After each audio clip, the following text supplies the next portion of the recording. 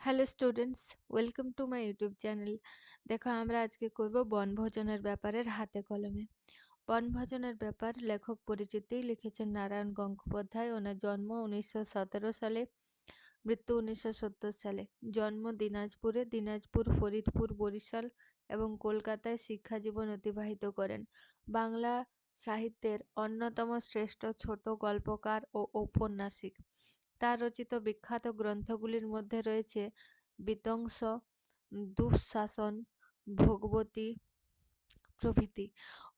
উপনিবেশ, বৈজ্ঞানিক, শিলালিপি, লাল মাটি, সম্রাট ও শ্রেষ্ঠী, পদসঞ্চার তার রচিত জনপ্রিয় উপন্যাস।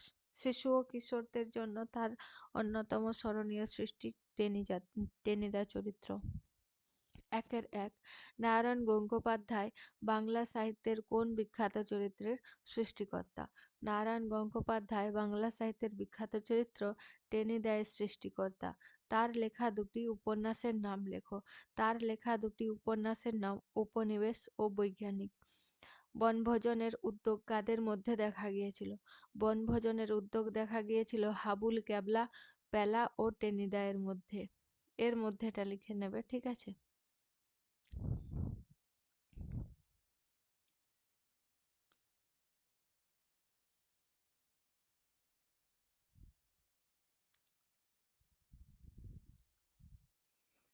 বনভোজনের জায়গা কোথায় ঠিক হয়েছিল?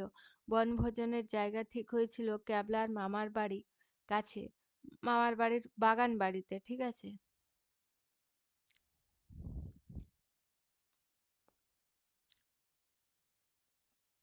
বাড়িতে বাগুইআটি ছাড়িয়ে 4টে স্টেশন। বনভোজনের জায়গা কিভাবে যাওয়া যাবে? বনভোজনের জায়গায় যাওয়ার উপায় মার্টিনের রেলে চেপে বাগুইআটি ছাড়িয়ে আরও 4টে স্টেশন পরে নামতে হবে। স্টেশন থেকে নেমে প্রায় মাইলখানেক হাঁটতে হবে। রাজহাঁসের ডিম আনার দায়িত্ব কে নিয়েছিল? রাজহাঁসের ডিম আনার দায়িত্ব নিয়েছিল প্যালা।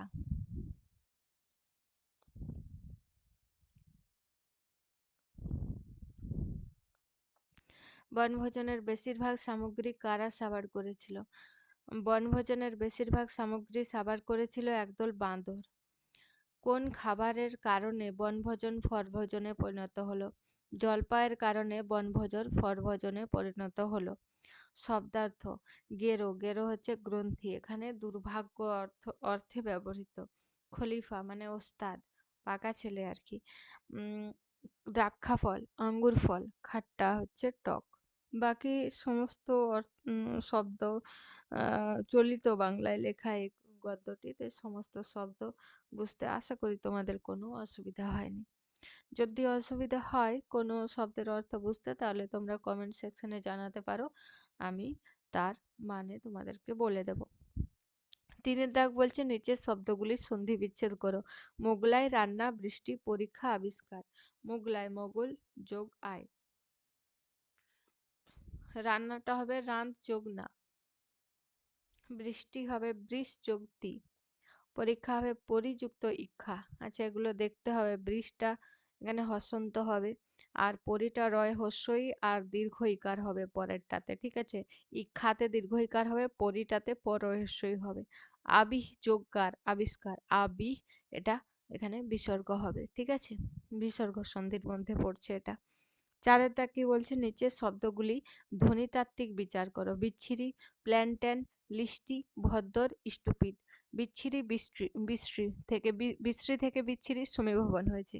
প্ল্যান্টেন, প্ল্যানটাকে প্ল্যান্টেন, যেমন চাটাকে চাটা এরকম বলি, এটা অনুকার শব্দ। লিস্টি, লিস্ট থেকে হয়েছে অন্তঃস্বরাগম। লিস্ট থেকে লিস্টি হস্যইকার হয়েছে, তাহলে শেষে স্বরাগম হয়েছে। ভদ্দর, ভদ্র থেকে ভদ্দর, মানে এখানে সমীভবন হয়েছে, পরাগত সমীভবন। স্টুপিড, এই যে হস্যই কারটা আগে এসছে তো আদি স্বরাগম হয়েছে, ঠিক আছে? 5 দাগ কি বলছে? নিচের বাক্যগুলি প্রত্যেকটি বিশেষ বৈশিষ্ট্যযুক্ত। বৈশিষ্ট্যগুলি খুঁজে নিয়ে লেখো। আর সে গাঁটটা ঠাট্টার জিনিস নয়। জুৎসই লাগলে স্রেফ গালপাটটা উড়ে যাবে। গাঁটটা, ঠাট্টা ও গালপাট্টা মিলযুক্ত শব্দ। বৃত্তানুপ্রাস অলঙ্কার ব্যবহার করা হয়েছে এখানে। মানে একটু একটু পরে কি হচ্ছে, মিলযুক্ত শব্দ পাচ্ছি, তাই পড়তে আমাদের ভালো লাগছে। দ্রাক্ষাফল অতিশয় খাট্টা, এখানে দ্রাক্ষাফল অতিশয় এগুলো তৎসম শব্দ, আর খাট্টা হিন্দি শব্দ। আহা হা, চৈতা যাইতাছ কেন, চৈতা যাইতাছ এগুলো অপিনিহিতি প্রয়োগ করা হয়েছে, চটে যাচ্ছ শব্দের। এক চড়ে গালের বোম্বা উড়িয়ে দেব, গালের বোম্বা শব্দটির কোনো মানে নেই, বাক্যটিকে মজার করার জন্য এই শব্দের ব্যবহার করা হয়েছে।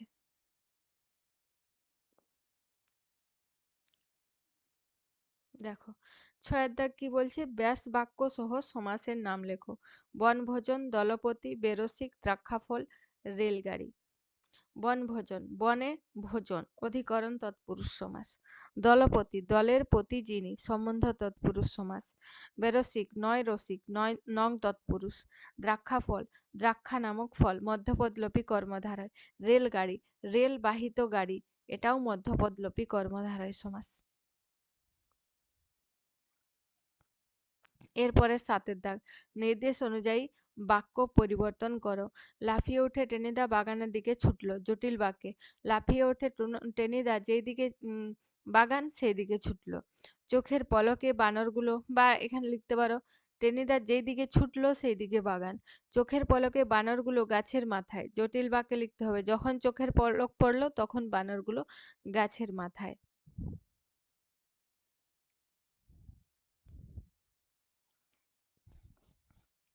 দুপুর বেলায় আসিস, বাবা মেজদা অফিস যাওয়ার পরে। সরল বাক্যে বাবা মেজদা অফিসে যাওয়ার পরে দুপুর বেলায় আসিস। ইচ্ছে হয় নিজে বের করে নাও, জটিল বাক্যে যদি ইচ্ছে হয় তবে নিজে বের করে নাও। এরপরে 7-5, টেনিদা আর বলতে দিলে না, গাঁক গাঁক করে চেঁচিয়ে উঠল, সরল বাক্যে টেনিদা আর বলতে না দিয়ে গাঁক গাঁক করে চেঁচিয়ে উঠল। ঠিক আছে। এরপরে 8-এর দাগ, নিচের শব্দগুলি সমার্থক প্রবচনগুলি খুঁজে বের করো আর তা দিয়ে বাক্য রচনা করো। চুরি, হাত সাফাই করা, হাবুল দিদিমার ঘরে হাত সাফাই করে আচার এনেছিল।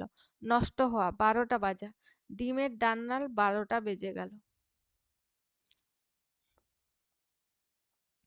পালানো, হাওয়া হওয়া, পেলা নিমেষেই হাওয়া হয়ে গেল ঘন্টাদের বাড়ি থেকে। গোলমাল করে ফেলা, তালগোল পাকানো, ঠান্ডা তেলে ফেলবার জন্য মাছগুলি তালগোল পাকিয়ে গেল। লোভ দেওয়া, নজর দেওয়া, পেলা লেডিকেনির হাঁড়িতে নজর দিয়েছিল। চুপ থাকা, মুখে কুলু পাঁটা, ক্যাবলা মুখে কুলু পেটে রইল।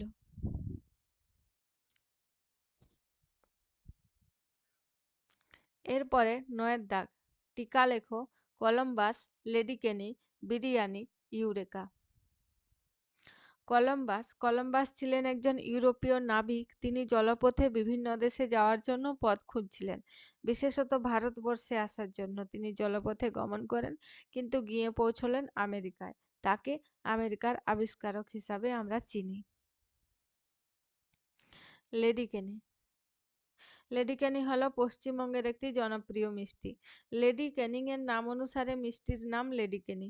মিষ্টিটি বাদামি রঙের। এটি বানানোর প্রক্রিয়া হলো ছানা ও ময়দার মিশ্রণকে তেলে ভেজে তারপরে চিনির রসে ডোবানো হয়। বিরিয়ানি, বিরিয়ানি হলো ভারতীয় উপমহাদেশের একটি জনপ্রিয় খাবার। খাবারটি বানানো হয় সুগন্ধি বাসমতি চাল, মাংস, সুগন্ধি মশলা, কেশর, আতর, কেওড়া জল, গোলাপ জল ইত্যাদি সহযোগে, যা খেতে অতি সুস্বাদু। ইউরেকা, ইউরেকা শব্দের অর্থ হলো পেয়েছি। আর্কিমিডিস একদিন স্নান করতে গিয়ে জানতে পারেন যে জলের মধ্যে কোনো বস্তু ডোবালে তার আয়তনের সমপরিমাণ জল অপসারিত করে। তখন তিনি ইউরেকা বলে চেঁচাতে থাকেন। তারপরে কেউ নতুন কিছু বুঝতে পারলে বা খুঁজে পেলে ইউরেকা শব্দটি ব্যবহার করে। এরপরে আছে 10-এর দাগ। 10-এর 1, বনভোজনের প্রথম তালিকায় কি কি খাদ্যের উল্লেখ ছিল তা বাতিল হলো কেন? বনভোজনের প্রথম তালিকায় খাদ্যের উল্লেখ ছিল বিরিয়ানি, পোলাও, কোরমা, কোপ্তা, কাবাব, 2 রকম মাছের চপ। তা বাতিল হলো কারণ চারজনে মিলে চাঁদা উঠেছে 10 টাকায় 6 আনা, আর এগুলো বানাতে খরচ পড়বে 200 টাকা। ঠিক আছে। 10-এর 2, বনভোজনের দ্বিতীয় তালিকায় কি কি খাদ্যের উল্লেখ ছিল এবং কে কি কাজের দায়িত্ব নিয়েছিল? বনভোজনের দ্বিতীয় তালিকায় খাদ্যের উল্লেখ ছিল খিচুড়ি, আলু ভাজা, পোনা মাছের কালিয়া, আমের আচার, রসগোল্লা লেডিকেনি। খিচুড়ি পেলা রাজহাঁসের ডিম আনিবে বলিয়াছে, আলু ভাজা ক্যাবলা ভাজিবে, পোনা মাছের কালিয়া পেলা রাঁধিবে, আমের আচার হাবুল দিদিমার ঘর হইতে হাত সাফাই করিবে, রসগোল্লা লেডিকেনি ধারে ম্যানেজ করিতে হইবে। পেলার রাজহাঁসের ডিম আনার ঘটনাটির বর্ণনা দাও। পেলার রাজহাঁসের ডিম আনার ঘটনা। ভন্টাদের বাড়িতে রাজহাঁসের ডিম আছে। ভন্টাকে রাজহাঁসের ডিম দেওয়ার জন্য রাজি করাতে 2 আনার পাঁঠার ঘুগনি আর 1 ডজন ফুলুরি খাওয়াতে হলো। তখন ভন্টা বলল দুপুরবেলায় যেতে, যখন তার বাবা ও মেজদা অফিসে যাবে ও মা ঘুমোবে, এবং ডিম তাকে নিজেকে বের করে নিতে হবে।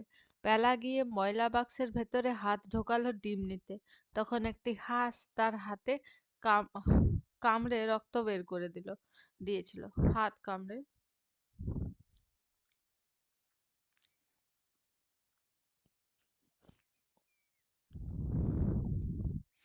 এটি ছিল ডিম আনার ঘটনা। এরপরে ট্রেন থেকে নেমে হাঁটতে গিয়ে তাদের কি কি বিপদ ঘটেছিল। নারায়ণ গঙ্গোপাধ্যায় রচিত বনভোজনের ব্যাপার পাঠ্যাংশে টেনিদা, হাবুল, ক্যাবলা ও পেলা বনভোজন করতে যাবে ক্যাবলার মামার বাড়ি। মার্টিনের রেল থেকে নেমে তারা এঁটেল মাটির কাঁচা রাস্তা দিয়ে হাঁটতে হয়। আহ মার্টিনের রেল থেকে নেমে এঁটেল মাটির কাঁচা রাস্তা দিয়ে হাঁটতে হয়। রাত্রে বৃষ্টি হয়ে রাস্তা পিছল হয়েছিল। রসগোল্লার হাঁড়ি টেনিদা আর বাকি সব জিনিসপত্র তিনজনে নিয়ে রাস্তা চলতে শুরু করতেই হাবুল পড়ে গেল আর পুঁটুলি থেকে সব ডিম পড়ে ভেঙে গেল। তারপরে পেলা পড়ে গেল এবং তার হাত থেকে আমের আচার পড়ে গেল। এরপরে টেনিদা পড়ে গেল ও রসগোল্লার হাঁড়ি থেকে সব রসগোল্লা কাদায় পড়ে গেল। মাছের কালিয়ার 3টে বেজে গেল। মাছের কালিয়া সম্পর্কে এরকম বলার কারণ কি?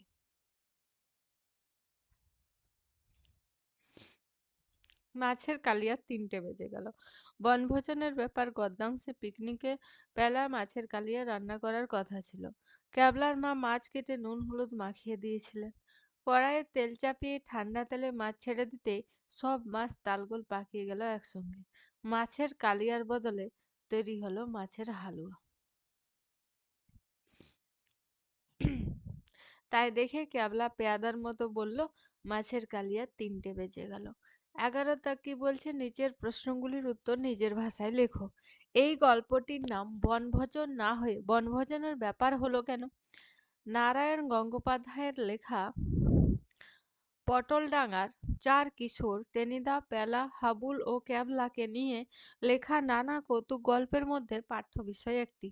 এখানে 4 জন মিলে পিকনিক বা বনভোজন করতে যাবে, তাই নিয়ে নানা মজার ঘটনা ঘটতে দেখা যায়। প্রথমে খুব ভালো খাবারের লিস্ট হয়, কিন্তু চাঁদা মোটে 10 টাকা 6 আনা। তাই খিচুড়ি, মাছ ইত্যাদি খাবার রান্না হবে ঠিক হলো। পেলা রাজহাঁসের ডিম আনতে পারলো না, তাই সে নিজের টাকা দিয়ে ডিম কিনেছিল। রাস্তায় হাঁটতে হাঁটতে তাদের অর্ধেক খাবার পড়ে গিয়েছিল। সেখানে পৌঁছেও তারা রান্না করতে পারেনি। তাদের চাল ডাল সব বাঁদরে খেয়ে নিয়েছিল।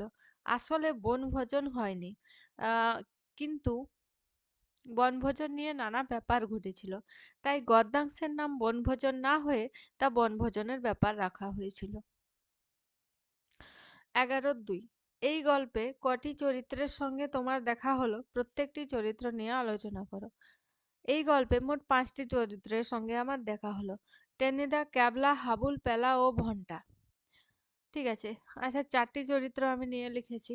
ভন্টাকে নিয়ে লিখে দেবে কি, ভন্টা একটা খলিফা ছেলে, ওস্তাদ ছেলে। ঠিক আছে। টেনিদা হলেন দলের সর্দার। তার কথার উপরে কেউ কথা বললেই তার কপালে জোটে চড়, থাপ্পড় বা গাঁটটা। তিনি খেতে খুব ভালোবাসেন, কিন্তু নিজের পয়সা খরচ করে নয়। পিকনিকে চাঁদা দিয়েছিলেন 6 আনা এবং 1 হাঁড়ি লেডিকেনি মিষ্টি তিনি একাই খেয়েছিলেন। হাবুল বাঙাল ভাষায় কথা বলে। পিকনিকে বন্ধুদের মধ্যে সব থেকে বেশি চাঁদা দিয়েছিল সে। আবার দিদিমার ঘর থেকে সে আমের আচার চুরি করে নিয়ে এসেছিল। পেলা পেলা গল্পের কথক। সে পিলে জ্বরে ভুগে আর গাঁদাল পাতার রস খায়। মাঝে মাঝে টেনিদাকে চটিয়ে দেবার জন্য সে তার কাছ থেকে মারও খায়। পেট রোগা রোগা পাতলা একটি ছেলে। ক্যাবলা। ক্যাবলা হলো দলের সর্দার, দলের মধ্যে সব থেকে বুদ্ধিমান ছেলে। সর্দার হচ্ছে টেনিদা, ক্যাবলা হলো দলের মধ্যে সবচেয়ে বুদ্ধিমান ছেলে। পিকনিক করতে তারই মামার বাড়ির একটি বাগান বাড়িতে যাওয়া হয়েছিল। সে কিছুদিন পশ্চিমে ছিল, তাই মাঝে মাঝে হিন্দি শব্দও বলে। 11.3 এ গল্পটিতে হাস্যরস সৃষ্টির জন্য ভাষার দিক থেকে লেখক নানা রকম কৌশল অবলম্বন করেছেন। কি কি কৌশল তুমি খেয়াল করেছো লেখো। ঠিক আছে, তো কৌশলগুলো পর পর বলছি।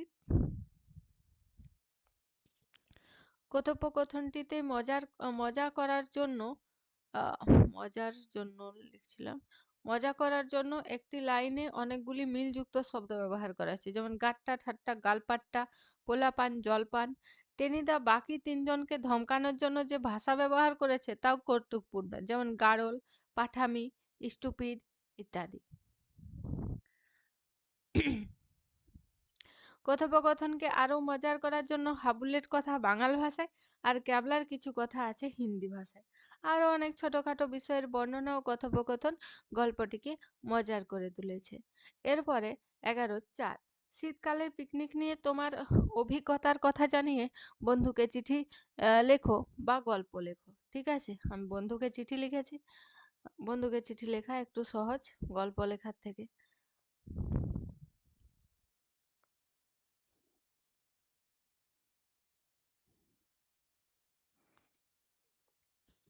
প্রিয় বন্ধু বা বান্ধবী, এখানে তোমার নিজের নাম, তোমার বাবার নাম প্রযত্নে লিখে তোমার বাবার নাম, গ্রামের নাম, পোস্ট, থানা, জেলা, পিন, এগুলি তোমার নিজের, তুমি লিখছো তোমার নিজের।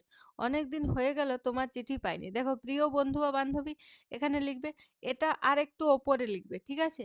তারপরে এখান থেকে শুরু করবে, প্রিয় বন্ধু বা প্রিয় বান্ধবী, অনেক দিন হয়ে গেল তোমার চিঠি পাইনি, আশা করি ভালো আছো, আমরা সবাই ভালো আছি। এই এই পর্যন্ত শুরুটা, ঠিক আছে? এরকম ভাবে 1 নাম্বার থাকে, এটাতে 1 নাম্বার দেবে। এই এই শুরুটা লিখেছে তাতে 1 নাম্বার দেবে। এরপরে মূল বস্তু, মূল বস্তু 2 বা 3 নাম্বার থাকবে। এই শীতে আমরা পিকনিক করতে গিয়েছিলাম, একটা জায়গার নাম লিখে দেবে, ঠিক আছে? তোমার বাড়ির আশেপাশের জায়গা, যেন ঘটনাটিকে একটু মানে রিয়েলিস্টিক লাগে, মানে সত্য ঘটনা লাগে। তারপরে লিখবে যে আমরা পাড়ার বন্ধুরা মিলে হইচই করতে করতে সেখানে পৌঁছেছিলাম সকাল 8টাতে। তারপর রান্না বসানোর সময় আমরা বুঝতে পারি দেশলাই আনতে ভুলে গেছি। তখন সবাই খুবই চিন্তিত, আশেপাশে কোনো দোকান ছিল না। শেষে সবাই আশেপাশের লোকেদের থেকে চেয়ে লাইটার নিয়ে আগুন ধরিয়ে রান্না বসাতেই 10টা বেজে গিয়েছিল। খাবার খেতে বেজেছিল 4টে। তারপরে আশপাশ একটু ঘুরে 6টার দিকে বাড়ির উদ্দেশ্যে রওনা দিই। খুব মজা করে কেটেছিল দিনটা।